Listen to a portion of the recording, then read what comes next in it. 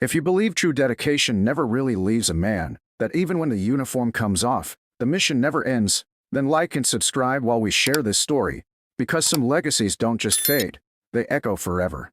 They said he was just another retired mechanic, a harmless old man who shuffled around the base museum on weekends with his cane and scuffed-up boots. He probably gets lost looking for the bathroom, joked one of the young tech sergeants one morning, wiping grease off his hands and laughing loud enough for everyone to hear. But no one knew the truth hidden in the corner of his small house, a locked metal chest, sealed tight since 1987, gathering dust beneath an old flight jacket. They didn't know about the commendations from operations no one talks about publicly, or the handwritten letters from pilots who said they owed him their lives. The chest sat there waiting, until the day he didn't come home from his usual afternoon walk around the airstrip perimeter, and someone finally pried it open. Inside, medals no one in that hangar had ever seen, mission coins from squadrons that officially never existed, and a single folded letter signed in bold ink by a general whose name carried weight like thunder in the halls of the Pentagon. But before anyone knew about that chest, before the rumors started flying, there was a morning on the tarmac that no one saw coming. It began just after dawn, the sky a gentle blue haze, promising a big airshow weekend at Falcon Ridge Air Base. An old fighter jet, a stubborn F for a Phantom slated to be the shining star of the show, sat idle and lifeless in the middle of the maintenance apron. For weeks, the young mechanics had wrestled with it, faulty hydraulics, cockpit power failures, mystery alarms that wouldn't stop screeching. The base commander was on edge, pilots grumbled about potential cancellations.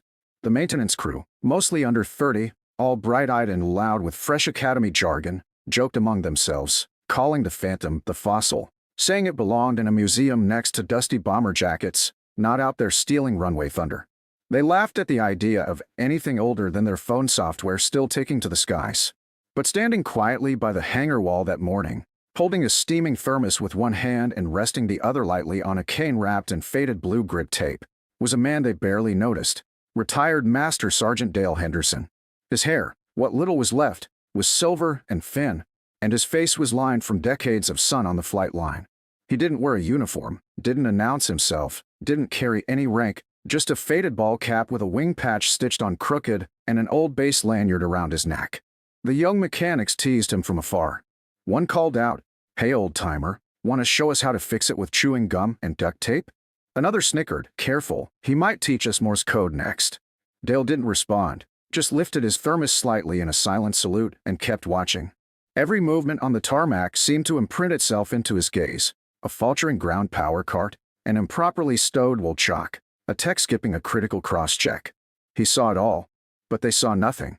Meanwhile, the base commander, Colonel Sam O'Reilly, stomped across the concrete, checking updates on a tablet, barking at junior officers who followed like lost ducklings. His patience wore thin as the Phantom sat silent. "If that jet isn't ready by tomorrow morning, we'll be the laughingstock of the entire air division," he snapped at the lead mechanic, who tried to stammer excuses about supply chain delays and outdated schematics. And in that moment, Dale stepped forward. No invitation, no fanfare, just one quiet step that carried the weight of countless nights under hangar lights and roaring engines. "Colonel," he said in a voice rough but steady, "I might be able to help." O'Reilly paused mid-rant, as narrowing as he looked at the old man. "With all due respect, sir, we've got it covered," the lead mechanic interjected, clearly embarrassed by the intrusion. A few others smirked and elbowed each other, but Dale held the colonel's gaze without blinking. "Might be worth a second set of eyes," he added softly, tapping the cane once against the concrete. The colonel, visibly torn, exhaled and finally nodded, more out of desperation than faith. Dale set his thermos aside, walked slowly to the Phantom, and gently laid his hand on the fuselage like greeting an old friend. Then, methodically, he began inspecting panels, feeling vibrations in the skin of the jet, listening to the whisper of metal under his fingers. He asked for no tools at first, just watched and touched. The mechanics gathered around, half curious, half mocking. When he finally spoke, his words cut the air sharper than any torque wrench. "You've got a harmonic imbalance in the actuator servo here. You can hear it if you stop yelling and just listen." They scoffed, until he demonstrated, tapping lightly near the starboard side and catching a subtle echo none of them had noticed. "And here," he continued, moving to the landing gear bay, "the fluid line isn't just leaking, it's cavitating under low-pressure start cycles. You're chasing alarms you don't understand because you're reading data, not feeling the machine." As he moved, silence fell. The lead mechanic leaned in, frowning, checking the spots Dale indicated. One by one, they realized he was right. The Phantom's secrets began to unfold. Not under bright diagnostic screens or wireless tablets, but under the seasoned fingertips of a man who had once coaxed crippled jets home in the dead of night from faraway desert fields. The colonel watched, his mouth slightly open, as this supposed relic of another era revived what their million-dollar equipment couldn't diagnose. By noon, the young team had stopped joking altogether. They began following his instructions precisely, fetching parts he listed by memory, retightening fittings, bleeding lines, recalibrating sensors. Dale didn't gloat or scold, he taught. Every explanation came out slow, patient, humble, as if each fix was more a conversation with the jet than an act of triumph. By late afternoon, for the first time in months, the Phantom systems came online, engines whirring to life, cockpit lights pulsing like a heartbeat reborn. And still, Dale just nodded quietly, wiped his hands on an old rack, and picked up his thermos as if nothing special had happened at all. But the story, like the echoes in that hangar, had only just begun. And as word started to spread beyond the tarmac, it carried with it the whisper of a name, not just of an old man, but of a master whose hands held the past, present, and future of every flight that ever dared touch the sky. By the time the sun began to sink behind the far runway, painting the sky in strokes of fiery orange and purple, the entire base seemed to buzz with a new, hushed energy. Mechanics who once smirked now moved briskly, eyes bright, as they double-checked connections and held their breath over each system test. Young airmen, drawn by rumors floating through the hangars like drifting jet fuel, gathered at the edge of the tarmac, their heads craning to catch a glimpse of the old man who had somehow coaxed life back into the Phantom. Meanwhile, Colonel O'Reilly paced in tight circles near the operations trailer, phone pressed to his ear as he explained to headquarters that the airshow centerpiece would, in fact, fly tomorrow, thanks to unconventional support, though he couldn't quite find the words to explain what that meant.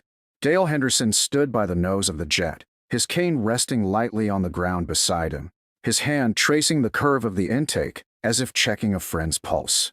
He didn't seem triumphant, didn't bask in the sudden reverence from the young crew. Instead, he looked almost contemplative, as though he could already hear the Phantom roar echoing off distant canyon walls, or see the heat waves shimmering off desert runways long forgotten. When the lead mechanic finally approached him, cheeks flushed and voice unsteady, he carried a ratchet set in one hand like an awkward peace offering. "Sir," he began, stumbling over the word as if it was a foreign language. I wanted to say, I'm sorry. We didn't know." Dale turned, lifting one brow slightly. Didn't know an old man could still hear a jet's heartbeat better than a computer? The mechanic swallowed hard, then nodded.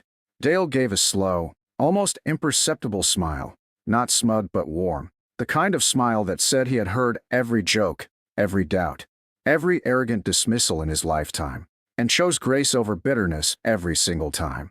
"Listen, son," he said, voice low but strong enough to hush the nearby watchers. "Machines are alive in their own way. They speak, if you learn to listen. The real problem isn't broken parts. It's young ears too busy echoing each other to hear the truth." As the mechanic stood there, shoulders sagging under the sudden weight of humility, Dale reached into his jacket and pulled out a small, battered notebook, edges curled, pages stained by oil and rain.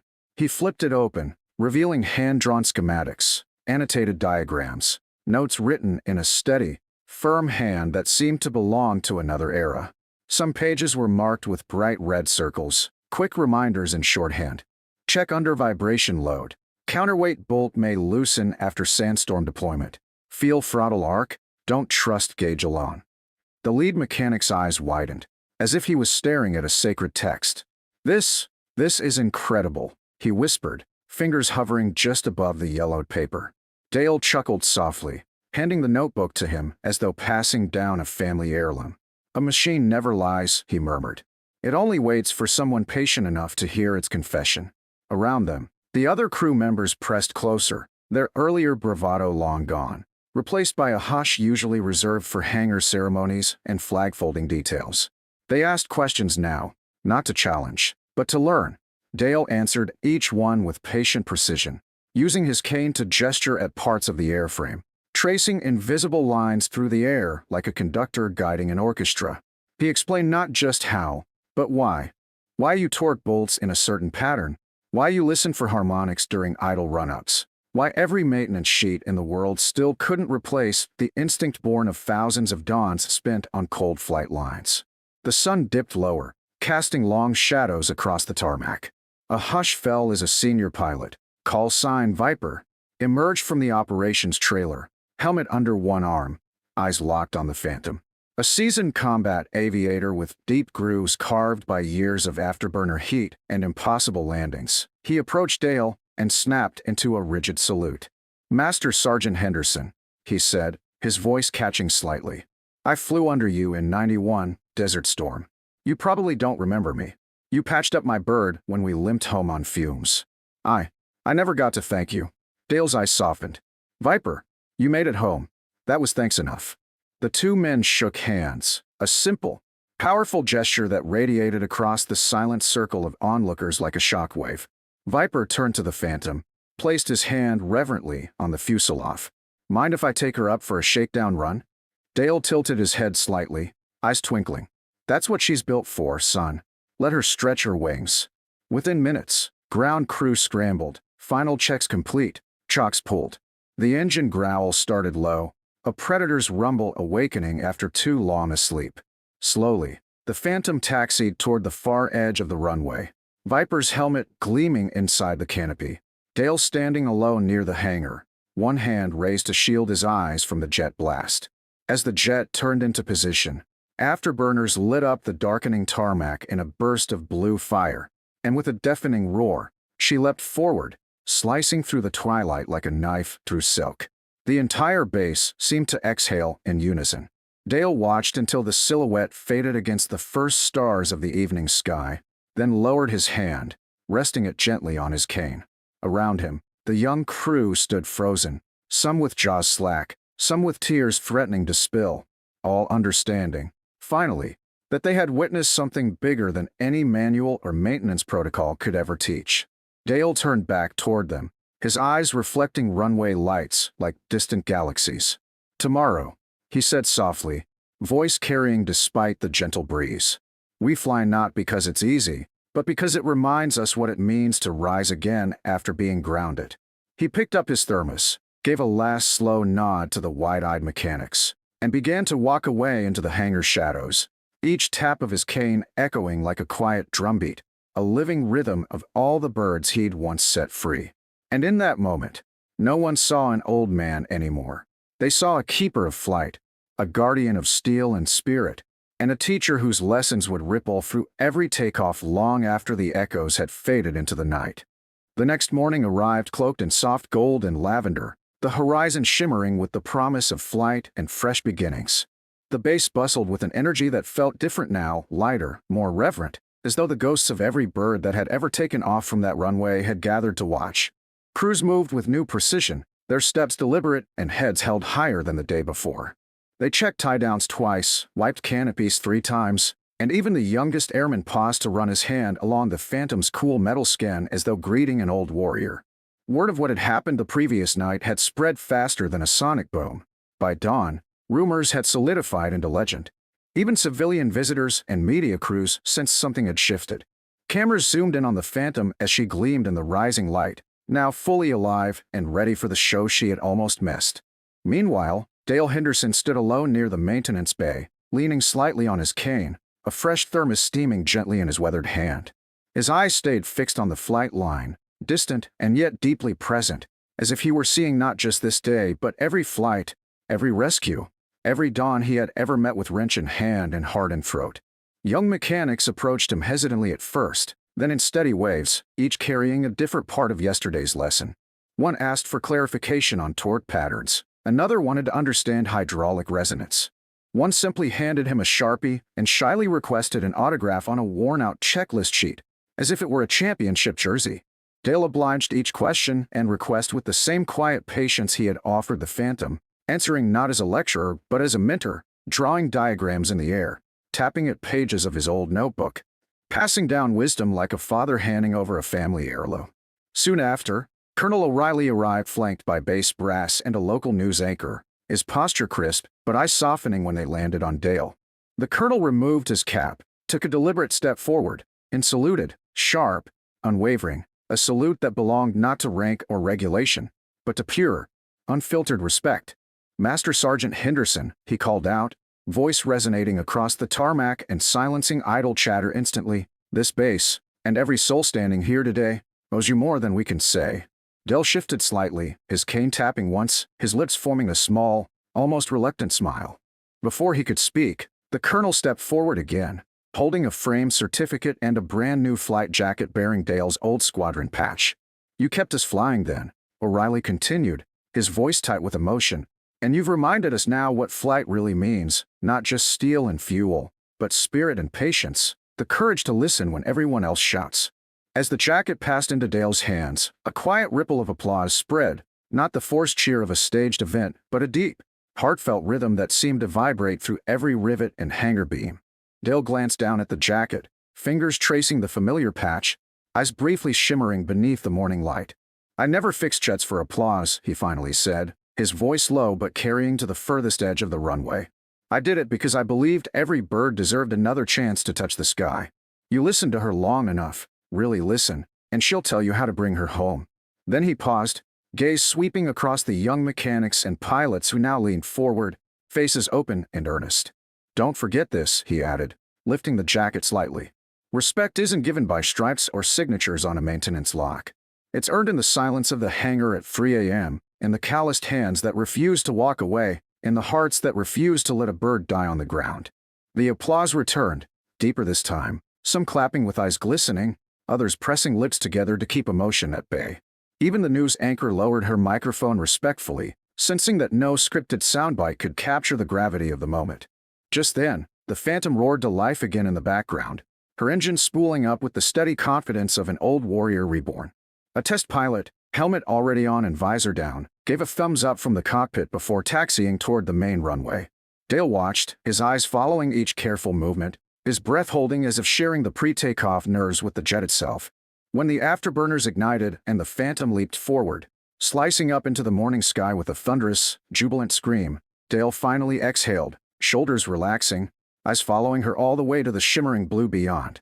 The base watched too, a collective breath shared among those who had learned, in a single evening, that sometimes the greatest authority stands quietly on the margins, unannounced, carrying wisdom too heavy for metals alone. As the Phantom banked and rolled, trailing a ribbon of white across the sunrise, Dale lowered his head, resting one hand gently on the new jacket folded over his arm.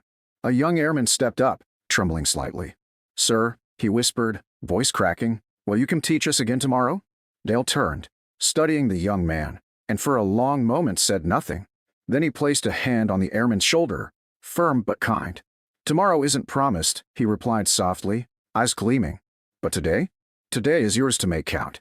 And with that, he turned, walking slowly toward the hangar doors, cane tapping rhythmically, jacket hugged close like an old friend. In that final silhouette, framed by hangar shadows and golden morning, the base saw more than a mechanic. They saw a sentinel of flight, a teacher of patience, a quiet giant who spoke not with orders but with presence. And long after he disappeared into the soft hum of the base, they would remember, not just the lessons, but the stillness in which those lessons were born. Because Dale Henderson didn't just fix a jet. He reminded them all what it means to rise, to serve, and to listen for the heartbeat of the sky.